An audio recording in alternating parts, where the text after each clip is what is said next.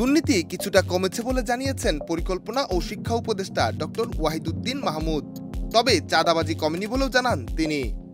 ৭ October প্রধান উপদেষ্টার কার্যালয়ে অন্তর্বর্তীকালীন সরকারের দ্বিতীয় জাতীয় অর্থনৈতিক পরিষদের নির্বাহী কমিটির বৈঠক শেষে রাজধানীর শেরেবাংলা নগরের এনইসি সম্মেলন কক্ষে সংবাদ সম্মেলনে উপদেষ্টা এমন কথা বলেন। উপদেষ্টা বলেন, চলতি প্রকল্পগুলো সংশোধন করা হচ্ছে, তাই সময় লাগছে।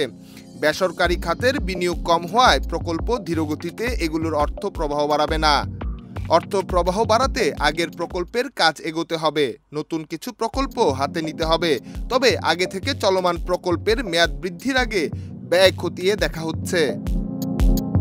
তিনি বলেন, প্রকল্পের আওতায় বড় বড় অবকাঠামো নির্মাণ কিংবা গাড়ি কেনার চেয়ে সিটি কর্পোরেশন ও পৌরসভায় নাগরিক সুবিধা বৃদ্ধি, পার্ক ও লাইব্রেরি নির্মাণ, জলাধার তৈরির উদ্যোগ নেওয়া হবে।